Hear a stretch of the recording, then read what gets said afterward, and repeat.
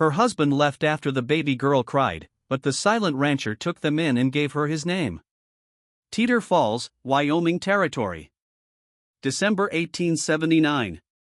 The snow had been falling for hours, blanketing the forest in a silence so deep it pressed against the cabin walls like breathless judgment.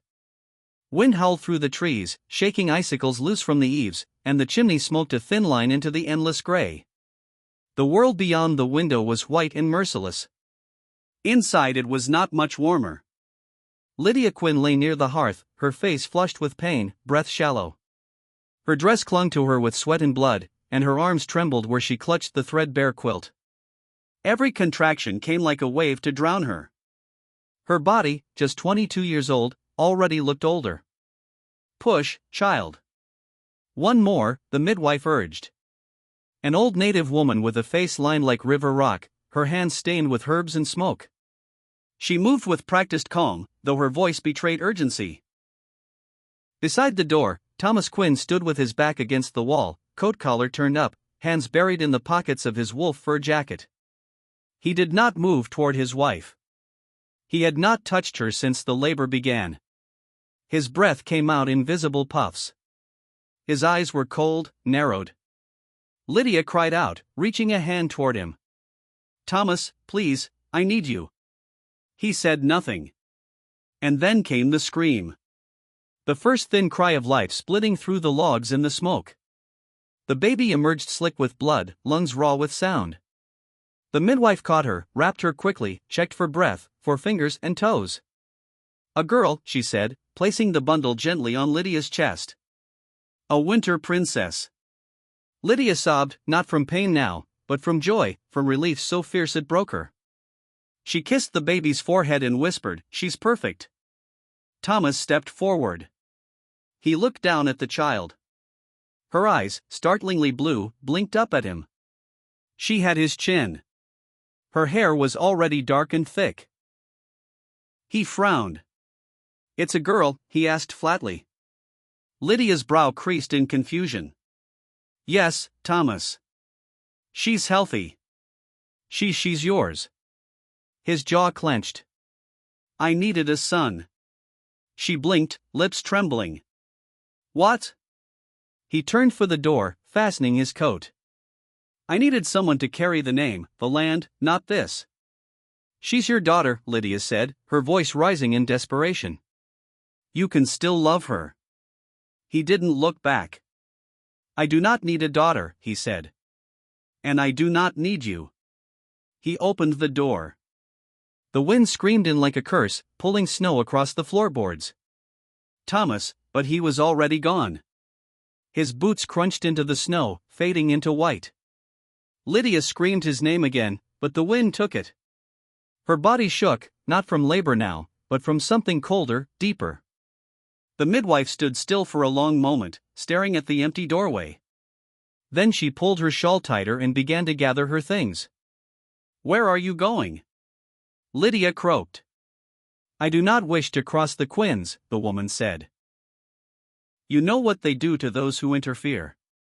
Lydia wanted to protest, but her strength had gone. Her blood still stained the sheets. The midwife paused at the door, looking back once with something almost like pity in her eyes. "I'm sorry," she said, and vanished into the storm. The cabin was quiet again, save for the sound of wood popping in the fire and the sharp, unrelenting cries of the baby. Lydia pulled the child closer. Her fingers trembled as she wrapped her in the only thing left, an old wedding dress, now torn and stained, but still white. The wind howled. Snow piled against the windows. The wood groaned beneath its weight. Lydia pressed her lips to her daughter's forehead. "Ella," she whispered. "Your name is Ella." She rocked slowly, gently, singing a lullaby through cracked lips, but her voice faded. Her arms grew weak. The fire dwindled to embers, and the sound of the child's crying rose again, curling into the rafters like smoke. Outside, the wind carried it into the pines. One small cry beneath the storm. Cedar Falls Forest the morning after the storm. Still clung to the trees like old ghosts, heavy and quiet. The wind had settled, but the cold remained sharp enough to crack bark. Calder Rye trudged through the drifts, a bundle of half-rosin branches strapped to his back, boots sinking deep into the powder. His breath came in visible bursts, his eyes narrowed against the glare. The forest had always been his, silent, rough, but honest. He had not meant to pass by the old hunting cabin. He rarely did. But something tugged at him. Something strange. A sound. Faint. Weak. Not the howl of wolves. Not the snapping of branches. A cry. A child. He dropped the wood and drew his rifle. Steps cautious. He approached the door, which hung slightly open. One boot nudged it wide. Inside. The fire had died to coals. The air was bitter. On the floor, wrapped in a stained dress and rags, lay a woman, barely conscious. Her lips were blue. Her arms curled weakly around a tiny bundle that barely moved. Calder stepped inside without a word. He moved fast but careful, hands steady. He added kindling to the hearth, stoked the coals, and breathed life into the flame. The baby whimpered, more frost than breath in her lungs. He removed his coat, heavy fur-lined, and wrapped it around both mother and child.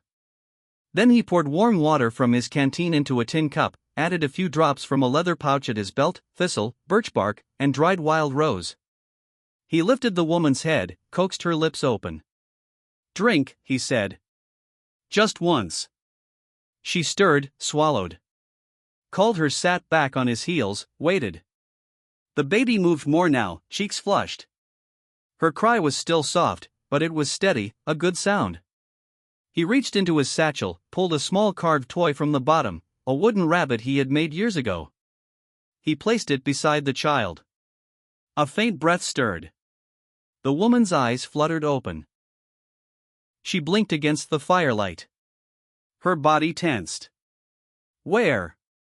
Her voice cracked. Then her gaze landed on him. Recognition flickered. "Calder, she whispered.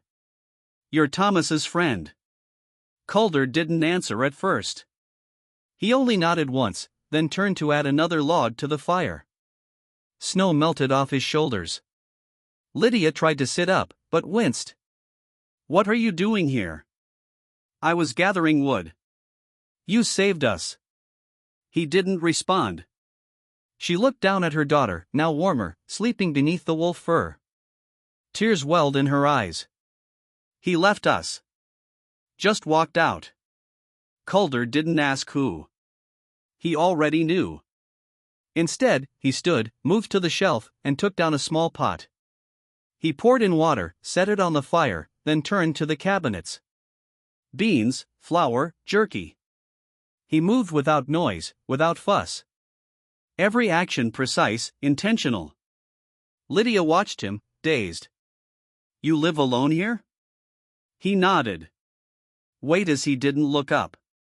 "Better that way." The cabin slowly filled with warmth again. The wind outside had stopped. Lydia leaned back, closing her eyes for a moment, her body still ached, her heart worse. But the baby slept peacefully now, safe in the arms of a stranger who had not spoken more than 10 words. Calder set a tin bowl of broth beside her. "You need to eat," he said. She looked up at him. He met her eyes for the first time. There was something ancient in them, worn, but steady and not unkind. "Thank you," she whispered. He gave a small nod, then turned to split the frozen logs by the hearth behind him. The baby stirred. Her fingers curled around the wooden rabbit, and for the first time in hours, Lydia Quinn did not feel alone. The fire cracked low. Outside, the world remained silent, buried in white. Inside, the baby slept, curled against Lydia's chest, her breath soft, steady. Lydia sat on the edge of the bed, a wool blanket draped over her shoulders. Calder was sharpening his hatchet by the fire. The rhythmic motion slow, patient. "I never wanted this," Lydia said quietly. Calder didn't look up. "I mean, the marriage, the name, the lie of it." He paused, then resumed sharpening. "I was 17 when Thomas started showing interest. My mother warned me, but he knew how to say the right things. Promised me love, escape, a house of my own. I thought that meant freedom. Bitter laugh escaped her lips. When I told him I was pregnant, he turned pale, said he needed time. Then his family stepped in. Suddenly, there was a wedding. No one asked me what I wanted. They just bought a dress and told me to smile. Calder set the hatchet down. He didn't speak. Lydia glanced down at Ella. They made it seem like it was all my fault that I had trapped their golden boy. They never said it aloud, but I heard the whispers. I saw the way they looked at me during the ceremony. Calder finally looked over. His gaze was steady, unreadable. You were always too kind, he said. Lydia met his eyes. You knew me, didn't you, from before? He nodded once. You were 15. You stopped those boys from hurting the Navajo kid by the well. You stood between them and got a black eye for it. She blinked. You remember that? I was there, he said, watching. I think I remember you. You had a chipped tooth back then. Always carried a phi.